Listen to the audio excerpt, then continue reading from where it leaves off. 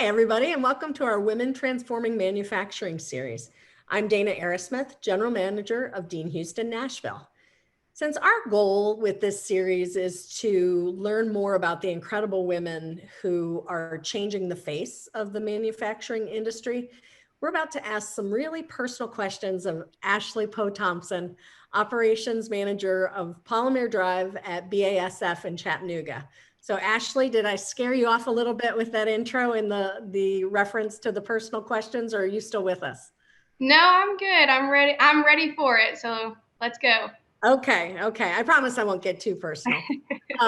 But, we really appreciate you joining us today. So, our podcast series is called Inspire.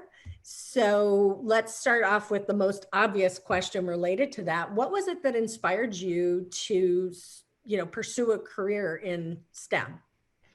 Yeah. So really, I've kind of, always loved chemistry, always loved science, growing up and in school. And I was kind of, that academic nerd that loved reading and things like that. But really, it was my 12th grade physics teacher. And he kind of introduced me to engineering and what that might look like as a career path. Prior to that, I always, since like fifth grade, thought I was going to be like a elementary chemistry teacher.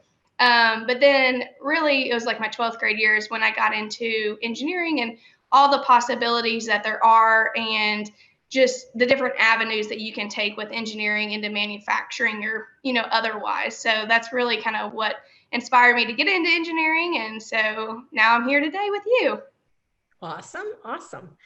So you did earn your BS in chemical engineering from the University of Tennessee and also an MBA from Bryan College. So if you look at your education as a whole, what was the biggest lesson or body of learnings that you had that you've applied the most in your career so far? Yeah, so I really think for me, you get to learn a variety of different things. So you learn, all kinds of things in the science side, the math side. But really, I loved like my general education classes the best because you get to work with like a diverse platform of people from all different, backgrounds, all different degree fields and majors.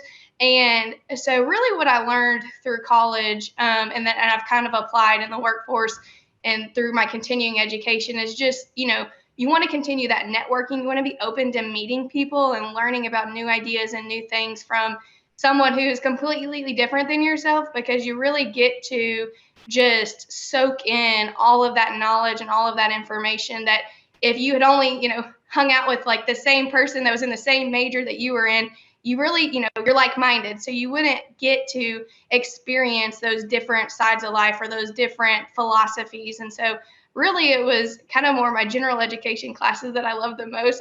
Yeah. So how did you land your current job at BASF? Yeah, so I was working as like a snack bar attendant at a public golf course in Chattanooga, and I worked all the way through college. But really, it was like the summer before my junior year. I was doing an engineering economics project, and so we were trying to correlate like public golfers to careers and their salaries and different things like that. So just kind of a unique opportunity that I worked at one. And I got to know some individuals because I always worked the same shift. And just, it happened to be that he was an engineer and he found out I was an engineer. And then he got me the internship at BASF. And so I started my internship at BASF in 2011. And I've been there ever since. So I've been there a little over 10 years. And I've loved it. And it's been a great opportunity and kind of career advancement that I've been able to go from an intern now to their operations manager. And, so obviously your roles changed a little bit since you were an intern. And now as operations manager, a good deal of your energy is spent improving efficiency and safety and quality and, really honing that operations side. Are there some principles that you subscribe to that have really formed the foundation of your work there or anything that helps guide you? Yeah, so being a young whippersnapper coming in with a bunch of new ideas, I had to learn the hard way that the operators kind of know best. You come in as a new engineer and you have all these bright ideas, and that's awesome. And I, totally encourage everyone to bring their new ideas to the table. But learning from experienced operators has served me the best in my career. So I can just think of just recently we did a Lean Six Sigma Kaizen event. And if we had not had those operators in there to share their knowledge, share their experiences, doing the job, I mean, we could have input on the process and the way it should work and how it should be efficient, but we don't really understand, some of the methods or the things that they see on a day-to-day basis that really can impact how the process works, right? Or how we can improve the process. So we do use a lot of Lean Six Sigma tools to, reduce waste and, the 5S and try to, improve efficiencies. But really, it's getting to know the operators and seeing it from their point of view and understanding the process that they deal with every day that you might not get to see kind of working in and out of the, on the shop floor, in and out of the office. And so really it's getting to know the operators and allowing and listening to them, right? And allowing them to share their experiences and kind of what they go through on a day-to-day basis. Yeah, there can be a lot of difference between theory and application. Yes. In manufacturing and in life in general. Yeah. Yeah, I've learned that with cooking. So Yeah. there's many recipes that I think are, I can wing this. And then it's like, no, I should have followed the recipe. Yeah. So Yeah. that can be applied to everything. Yeah. So words to live by. So what is it that you find most rewarding about your career? Yeah. So really, at least BASF in Chattanooga, we do a huge amount of community outreach. And to me, I love that I can pair my professional career with getting involved in the community and making a difference in our community and within our organization to improve inclusivity. And so a lot of the things we do is we partner with like the Chattanooga Area Food Bank. We have a partner school that we get to do chemistry day with like 100 fifth graders.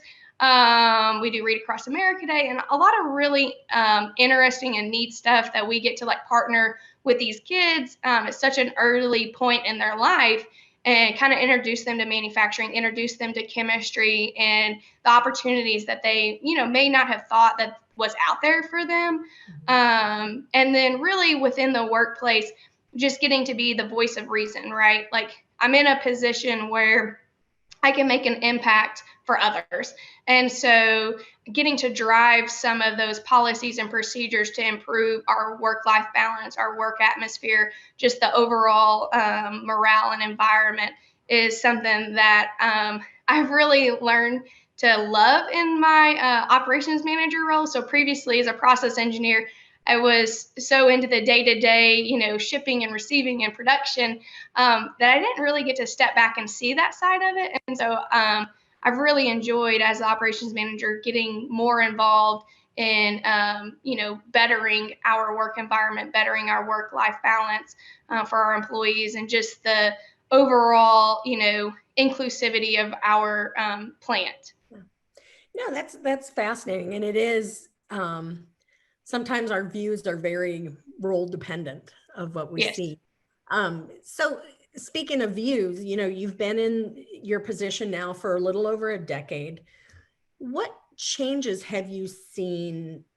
You've mentioned inclusivity a couple times. You've mentioned diversity. What changes have you seen in that area over the last decade?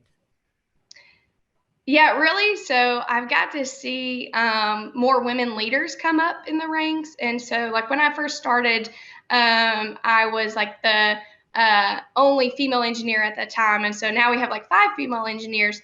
And that's just great because we've really grown as a company. We've grown to, attain and acquire a more diverse workforce. And that's just not female leaders, but, just in general, more diverse workforce.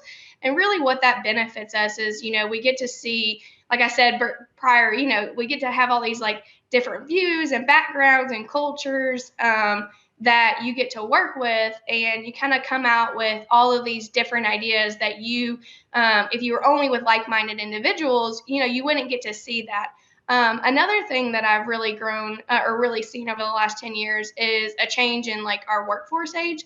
So we've had a lot of individuals that have been at the company 20, 30, 40 years retire, which is awesome, right? They're getting to move on to that next great phase of fishing or, golf or home improvement. I don't know, whatever that next phase in life is. But we're bringing on a lot of, more young in their career talent. And so we're getting to see kind of a turnover in how we do things. And so, like, with the new people coming in, we can really take a step back and look at some of our programs and how we can improve training, how we can improve efficiency. People bring in new ideas when they come from other companies or, within BASF and transfer to our facility. And so we're getting to kind of look and see all these new ideas and really kind of, mold our workforce for the new team that we have.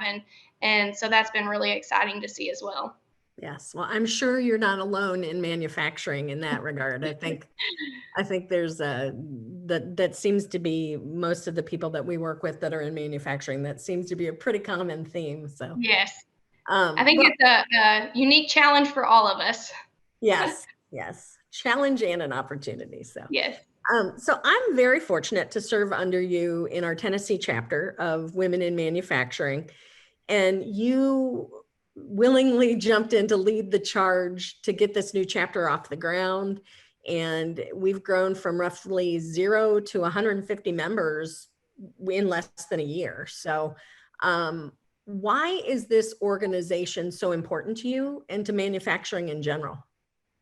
Yeah, so for me, it was kind of like I wanted to see the chapter get up and going, and get started. And so when someone was like, "Hey, I want to nominate you for that," I was like, "Okay, sure, I would love to." So that's kind of how I got started with it. But really, where my passion and my love is just to network with other women. I get to share maybe some of the things that I've gone through or some of the things I've been faced with and overcome within my career or my within manufacturing, and we get to share those experiences and network with each other. But also, really, as far as manufacturing, it just broadens, I think, our ability to obtain and retain women in manufacturing when they get to see that manufacturing is not just, maybe an assembly line or working in a lab or in an office, doing paperwork. There's so many different facets to manufacturing and all of the different types of manufacturing, and so when I think you open up this network of women that can talk and communicate and connect, it allows them to see like a career path maybe longer than the few years that they were planning to stay in and move on to their next thing. It really allows them to see the different opportunities that there are from the shop floor all the way up to, senior management. And so I think that's like the biggest thing for me is just the connectivity that we can have and the collaboration that we can share with other women in manufacturing. Yeah, it has been really rewarding so far. So before we sign off, I need to know, is there anything that you'd like to put in a shameless plug for that is something that you're passionate about that you'd like our audience to hear about? Yeah, so I was thinking about that, a shameless plug. Really, I mean, if you want to join a great team, email me. BASF is a wonderful company to work for, and I've been truly blessed to work for them. I've been fortunate to be able to have different roles within the 10 years that I've been there. And so anytime I, like you said, can put in a little plug to come work for us, that's a great opportunity because we are such a great team. And we are global, but if you want to move to an awesome city like Chattanooga, we do have openings. And so we're just BASF, jobs.com or Indeed or, Monster, whatever everybody's looking at these days to look for job searches. But we are a great company. And so I always, like you said, like to put in that little plug when I can. And then join WIM, right? So we wouldn't be here today if we didn't get to connect through WIM. And so we have a Facebook page, a LinkedIn. You can connect, follow. join if you want, or email me, and we can talk more about opportunities there. If you see this podcast and you're thinking, hey, I need to connect with her, I'm sure Dana will have my information on the podcast link, or share something, and so we can connect that way. Well, and actually, as secretary, all the WIM Tennessee form emails go to me, so yeah. I can get you hooked up if you just go to the Women in Manufacturing website, go to our chapter and submit a question to us. I can respond that way. So, well, Ashley, thank you so much for your time today. I can't tell you how much we appreciate it. On behalf of the Dean Houston Inspire team and our followers, most of which are our moms and dads. I can't thank you enough for sharing with us today. If you were listening to this podcast and you liked what you heard and you'd like to catch a little bit more, you can find us on YouTube, many of the podcast apps, or the Dean Houston website. So until next time, everybody take care. Thanks. Bye. Thank you. Bye.